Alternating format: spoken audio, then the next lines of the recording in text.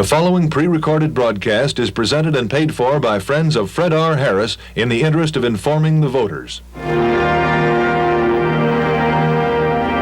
Issue 66, a look at the issues facing Oklahoma and the nation. Tonight, a panel of Oklahoma newspaper men put their questions to United States Senator Fred R. Harris, whom Newsweek magazine has chosen as one of the most outstanding young men to come to Congress in recent years. The newsmen in tonight's panel include Mr. Wallace Kidd of the Anadarko Daily News, Mr. Ralph Smith of the Bartlesville Examiner Enterprise, Mr. Ted Phillips of the Seminole Producer, and Mr. Larry Hammer of the Fairview Republican. Now, here with the first question is Mr. Wallace Kidd. Senator, lawlessness and violence are causing great concern in America. What can be done about it? Well, I think, first of all, we ought to recognize that it is a matter of great concern, and I think those of us in public office, whether on the national or state or local level, have got to make it very clear that this is a nation of laws, and we simply cannot condone lawlessness and violence. A part of the problem is, of course, the great problems inherent in urbanization and the dehumanizing kind of surroundings that many of our people live in today, and we must get at that. But I think we must also recognize that while we get at root causes of some of these problems, lawlessness and violence simply must be stopped. On the federal level, of course, we're limited, and rightly so, to the fact that law enforcement is primarily a state and local responsibility. But I think we can do more of our share in helping to train police and enforcement officials and assisting them in their job, as they primarily have the responsibility to carry it out. In addition to that, we can do such things as we did when the poverty bill came through the Congress this year. We adopted an amendment on the floor of the Senate, which I supported very vigorously. It says that none of those anti-poverty funds can go directly or indirectly to any person who takes part in or encourages lawlessness or rioting. In addition to that, I think it's very unfortunate that Supreme Court decisions have hampered a good deal the law enforcement people of the country, particularly in regard to voluntary confessions and admissions. And I think we've simply got to change the Constitution to allow the policeman, the law enforcement official, not to be so hamstrung as he is under those decisions. We've got 2 or 3 proposals now before the Congress. Hearings will start on them after the first of the year. And I certainly am one who feels that we've got to amend the Constitution to allow law enforcement officials to have what they need to see that lawlessness and violence is stopped. Senator, the new cabinet-level Department of Transportation has now been established, and you played a big part in it. What will this mean for Oklahoma and the country? Well, I was on, as you indicate, the Senate Government Operations Committee, which handled the administration's recommendation for a new Department of Transportation. We were almost totally dissatisfied with the proposal as it came to the Congress from the President for several reasons, but 3 were primarily of concern to me. One, the administration proposal would have allowed the Bureau of Public Roads, which manages our highway and road program, to be merged into the new department and lose its identity. And worse than that, as the proposal came to us, it would have allowed the Bureau of Public Roads to use some of our present highway funds for other non-highway purposes, such as the building of mass transportation systems. We corrected that in the Senate committee, and the Bureau of Public Roads will retain its identity in the new department and will also make sure that those highway funds are spent only for highways. The other aspect was in regard to the FAA, the Federal Aviation Administration, a great facility of which is located here in Oklahoma at Oklahoma City. That department would also have lost its identity in the new department. But we changed that. I and Senator Monroney worked together very closely on that. As you know, he's Mr. Aviation in the Senate, chairman of the subcommittee on aviation. He wasn't on this committee, but he loaned me one of his staff members, and we worked together to be sure that the FAA and its great program were not weakened, because aviation is of increasing importance in this country.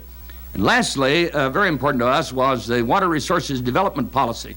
The administration bill would have transferred the determination on feasibility of new navigation projects away from the Corps of Engineers and away from the Water Resources Council over to the new department. And we thought that that was regressive because these people, where it now is, have the experience and the knowledge and background. We didn't allow that to be done. We amended that bill to leave the determination on new navigation projects where it now is, and not only that, but we wrote into the bill itself the criteria on determining feasibility of new navigation projects to be the criteria that was in effect before November 1964. The same criteria under which we built and are building the Arkansas River Navigation Project. And this is of extreme importance to Oklahoma because the bill, as we finally passed it, and I was on the conference committee between the Senate and House, and the House fought us on that part of it, but we were able to keep the Senate provisions. The bill, as we passed it and as it's become law, will give a real boost to the building of the Central Oklahoma Navigation Project to extend the benefits of navigation from not only just on the Arkansas River, but also into Central Oklahoma, and that's of extreme importance. Now, FAA and its facility in Oklahoma City, I think, will double its payroll and its personnel within the next 3 to 5 years under the new department because they already have great expertise in investigation of accidents, in research into causes of accidents and the injuries therefrom. And I think we can expand that and use their knowledge and facilities out here in Oklahoma City, not only in aviation, but also in rail and in automobile transportation. So it's of great importance to Oklahoma and for the nation. I think it will help us develop a coordinated overall national transportation policy. Senator, there seems to be a lot of confusion about the Supreme Court's decision on school prayers and what can be done about it.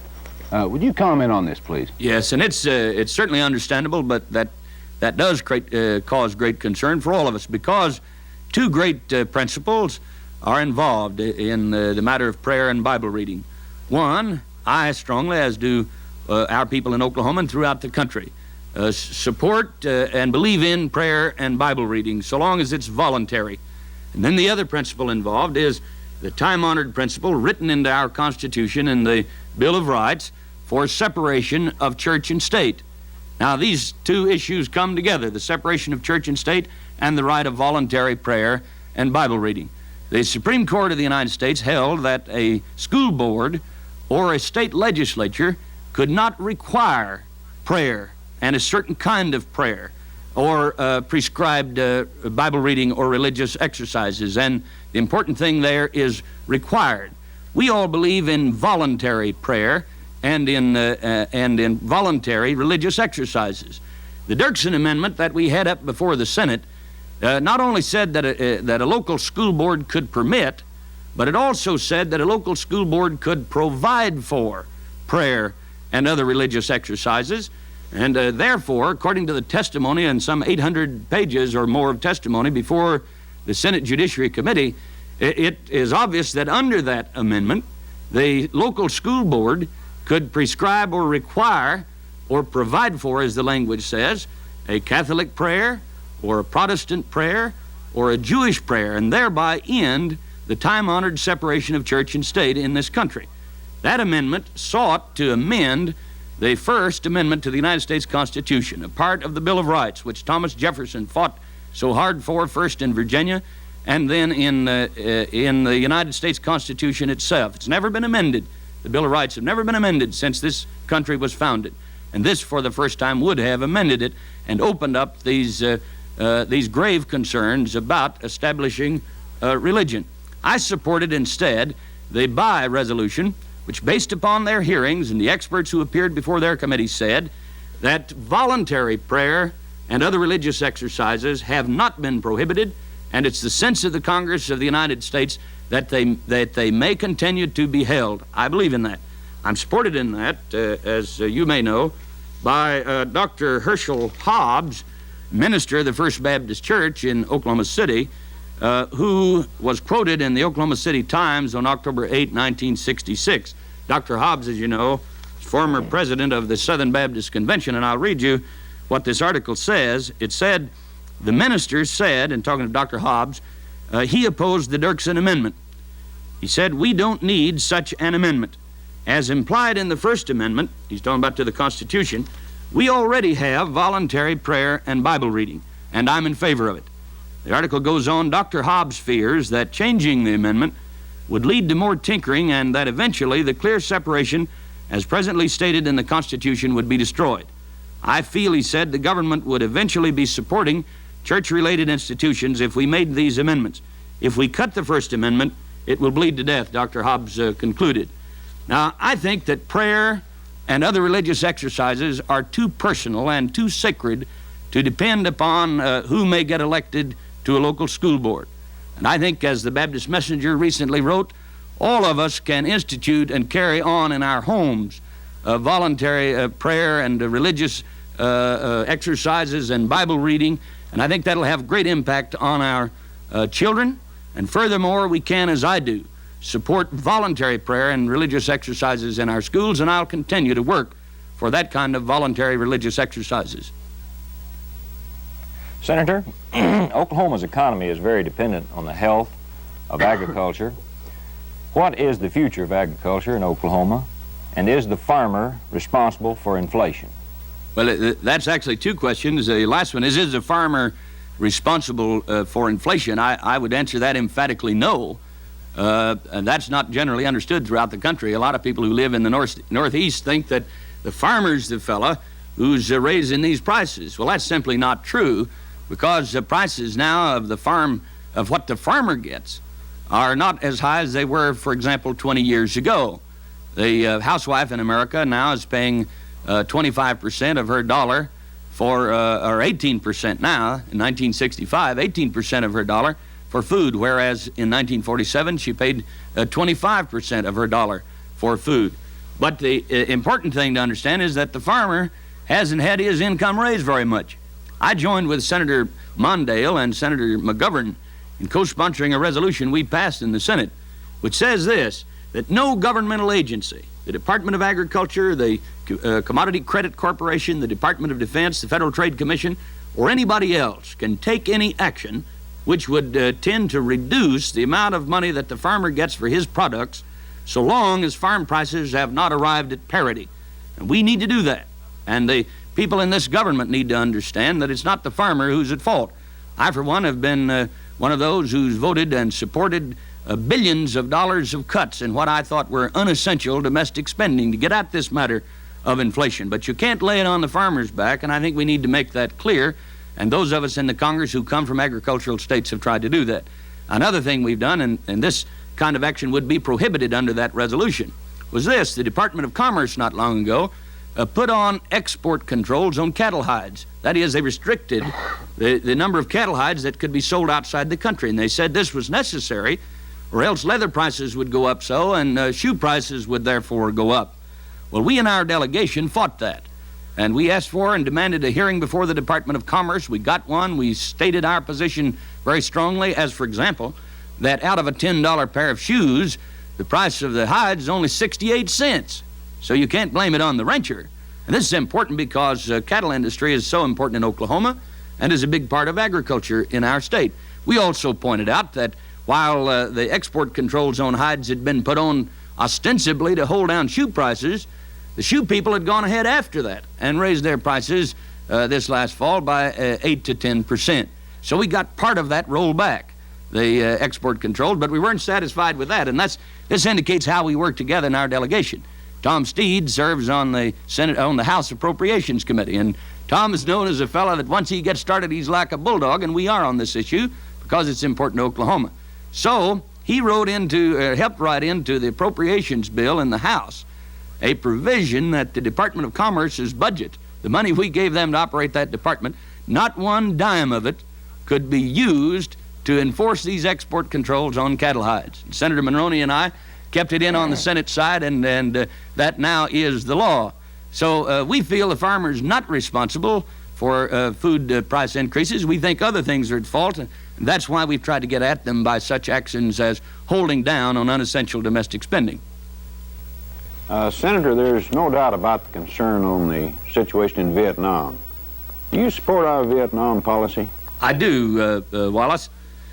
I've felt it would be rather unseemly of me to publicly criticize the president's position on Vietnam and his handling of that very difficult and unfortunate situation unless I had some alternative to offer. And even in that instance, I've felt that it was my responsibility to talk to him in private. Now, that's been my position, and I think it's a proper one for this reason.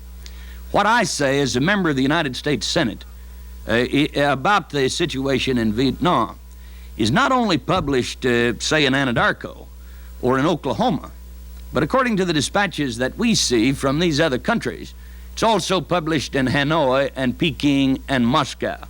So it's been my position that we ought to tuck in our belts here at home, to make whatever sacrifice we have to make, to cut down whatever we have to cut down in domestic expenditures, to give those young men in Vietnam everything necessary to bring that situation to an honorable and successful conclusion.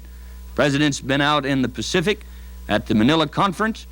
We met with him privately, the senators did, and he asked for our best wishes and for our prayers that we might find some way on an honorable basis to settle that thing.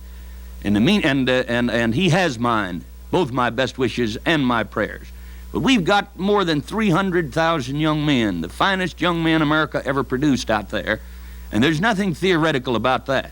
And so long as I'm in the United States Senate, I'll not by my voice or by my vote indicate to the other side or indicate to our young men that this country is anything but in full support of them and of what they need to bring that situation to a successful close.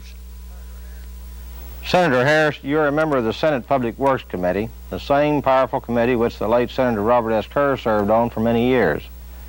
Is there some special significance in this assignment for Oklahoma? Yes, I think Oklahomans understand quite well that our future in this state depends very much upon how we use our water resources. You know, actually, the water that's usable, that's on this globe, only gets down to, there's about 1%. Part of it, of course, the big part of our water is in the oceans. A lot of it is polluted. A lot of it runs by without ever being used. And so it gets down to just 1% of the water in the world is usable. Now, what we're trying to do in Oklahoma started on the program of the late, great United States Senator Robert S. Kerr, is to use to maximum advantage every drop of water that falls in this state or runs through it. And that means upstream flood control. It means soil and water conservation, stopping the water where it falls, and that water which does run off, we catch it in basins of varying sizes and use it for industrial and municipal water supply, for recreation, for flood control, and for navigation. And so it's that committee, the Senate Public Works Committee, that he served on, that I now serve on, that has jurisdiction over that kind of program. You recently were quoted as saying that one of the locks and dams on the Arkansas River should be named after Congressman Ed Edmondson.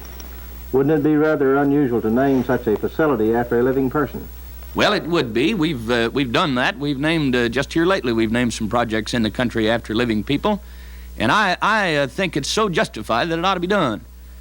Senator Kerr himself said many times that the Arkansas River Navigation Project, which is going to have such tremendous impact on our economic development and on building new private jobs and attracting industry into Oklahoma, could not have been a reality, could not be where it is today, except for the vital work of Congressman Edmondson. For example, back during the Eisenhower administration, when he, President Eisenhower, had instituted his no new starts policy for no new public works projects, it was Ed Edmondson who got a group around him over there in the House, and they were able to override that policy and get the Arkansas River going and to get it, keep it on the 1970 schedule. Or just here lately. Now, some people say the Arkansas River is no issue and it's on the downhill grade now, but that's just not true. We had a crisis on it just last session. The bill was tied up in the overall Omnibus Rivers and Harbors bill, and it looked like there was no way that we could pass that overall bill in time to get the authorizations we needed on the Arkansas River. And therefore, we were faced with the prospect of having to stop some contracts in process, to lay some people off, to delay letting contracts. Well, Ed Edmondson dreamed up the idea that why don't we pull out of this bill, the overall bill, a special basins bill to include the Arkansas River Navigation Project and pass it separately. Well, that's what we did. On the Senate side, Senator Monroney and I introduced that. And over on the House side, Ed Edmondson didn't put his name at the top of it. He said, I'm not so much interested in credit, I'm interested in trying to pass it. So he said, what I'm going to do is go to some of these fellows on the House Public Works Committee and let them put their name at the top of the list, and I'll go down at the bottom someplace and let them get the credit. Well, we got the bill just by that method, our special basins bill, and kept the river on schedule. Ed Edmondson didn't get the credit he ought to have, but Oklahoma got the Arkansas River Navigation Project. So we've named one of the lock and dams after Robert S. Kerr, and it's very appropriate that that should be done. But I think also we ought to give bouquets and praise and proper credit where it's due to the living. So next year I'm going to introduce a bill to go up the river from the Robert S. Kerr lock and dam and pick another lock and dam out and name it after Ed Edmondson, because I think he deserves it. Senator, lots of people seem to take it for granted that navigation on the Arkansas River is going to bring a lot of huge economic growth and development. Is this project really going to bring that much to Oklahoma? Yeah, I think it's hard for us to realize. Senator Kerr used to tell us over and over, but it's hard for us to realize what that's going to mean because of the water transportation rates we'll have and the impact that will have all over this state. That's been one of our deterrents to industrialization and new private jobs, and it will have tremendous impact. But I want to put an if in there. And the if is that we get ready for it. One thing is to get ready in education and technical skills training. Another thing is to get ready in roads and highways that lead into those ports and lead in and around those lakes that we can use for both industrial and recreational purposes.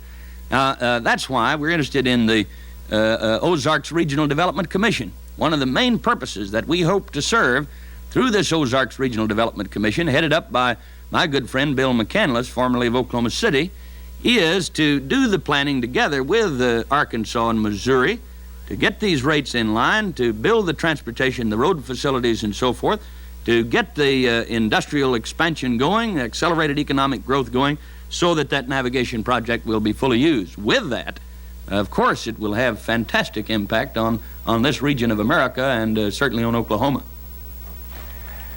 Senator, the Wall Street Journal recently said you are slated to become chairman of the Senate Permanent Investigation Subcommittee. Is this true? And what is the proper role of Congress in investigations? Well, I don't know. John McClellan heads up that committee which handles investigations for all of the Senate. I don't know what he plans in regard to it, but as you know, this last session, John's been busy with a good many other things, and so I've served as acting chairman of the committee during two important hearings, one on the Small Business Investment Company program administered by the Small Business Administration. We found some real loopholes and abuses in the administration of that program, and we've recommended both legislative and administrative changes in it to be sure that the taxpayer gets his dollar's worth for the amount of money that's in it. Some of that has already passed in legislation. Some we've yet to do. The other hearing I handled as acting chairman of the committee was on the FHA's program for multifamily housing in blighted areas. And we found there, too, that we just simply hadn't been as protective of the taxpayers' interests as we ought to have been, and we've made some very strong recommendations there. I think that the Congress has a proper role, as those two hearings indicate, in investigation, because it's our job to see what's wrong with present administrative practices and legislative practices, and to make recommendations to see that economy and efficiency and responsible government are actually in effect. So I've enjoyed serving on that subcommittee. I don't know what will become of it, but I will continue to act in whatever capacity the chairman asks me to. Senator, in a recent newspaper story, you were quoted as saying that your work as chairman of the Senate Subcommittee on Government Relations could be important in Oklahoma's efforts to improve its education. Can you explain that tie-in? Well, it's actually the Subcommittee on Government Research, and it has oversight over the $15.5 billion the federal government annually spends in research and development throughout the country, much of which is spent through universities, but unfortunately, only a very, very small number of universities, mostly on the east or the west coast. We think that those expenditures have great impact on economic development. We think they ought to be spread around equitably. And I can predict to you that because of the work of our subcommittee, it will be spread around more equitably, and Oklahoma will get a fair share of it. Now, that's important to Oklahoma because the industries of today and tomorrow are going to be those industries tied in with brain power and education. Now, that's why it's so important, and that's why I'm for the Preston Moore's program. Preston Moore running for governor. He's talking about educational excellence in Oklahoma, and he's talking about real intensive efforts to build up our technical skills training and retraining program. And I think it's absolutely essential.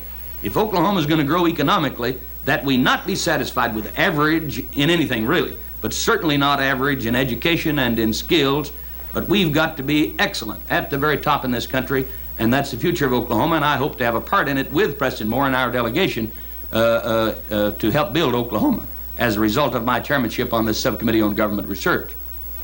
Teamwork seems to be the central theme of the Democratic campaign. Is this just a slogan, Senator Harris, or is it really important?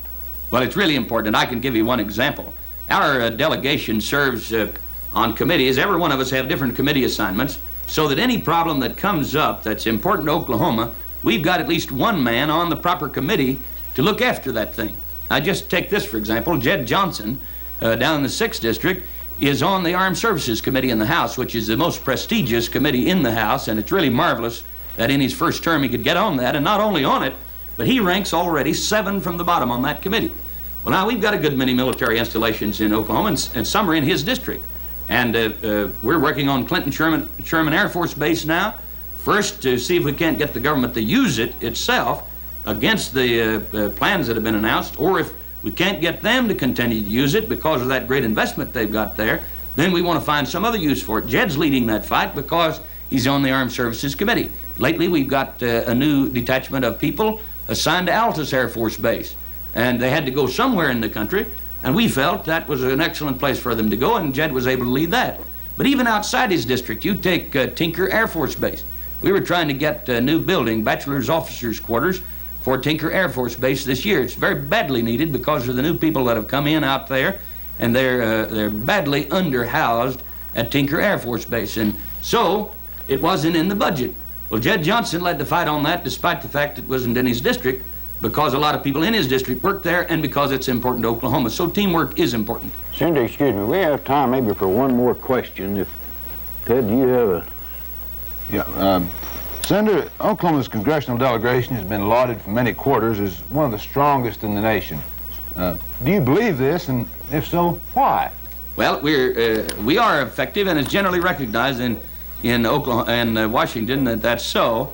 I joined the delegation, of course, and so later, and I can speak about them, I think, with some degree of pride and I hope objectivity. It's not the largest delegation in the country by far. It's a rather small one. But it is effective because, first of all, we work. All of our people on that delegation work together. I think we need to stretch it out. You'll permit me a little partisanship here. I think we need to add to that delegation in the 1st District, Ed Cadenhead, who's one of the best candidates I think we've ever had for Congress in Oklahoma. But we work together. Not only that, we work together as a team, and then, as I said earlier, we've got the committee assignments which allow us to do those things that are really important in every field. And so we depend on each other to sort of specialize on those things that are important to the country and to Oklahoma. And that's why I'm proud to serve as a member of that team. Thank you, Senator Harris. You've been watching a special program on issues facing Oklahoma and the nation, Issues 66, featuring United States Senator Fred R. Harris and a panel of Oklahoma newspaper men. Members of tonight's panel included Mr. Wallace Kidd of the Anadarko Daily News, Mr. Ralph Smith of the Bartlesville Examiner Enterprise, Mr. Ted Phillips of the Seminole Producer, and Mr. Larry Hammer of the Fairview Republican. This pre-recorded program has been presented and paid for by friends of Fred R. Harris in the interest of informing you, the voter.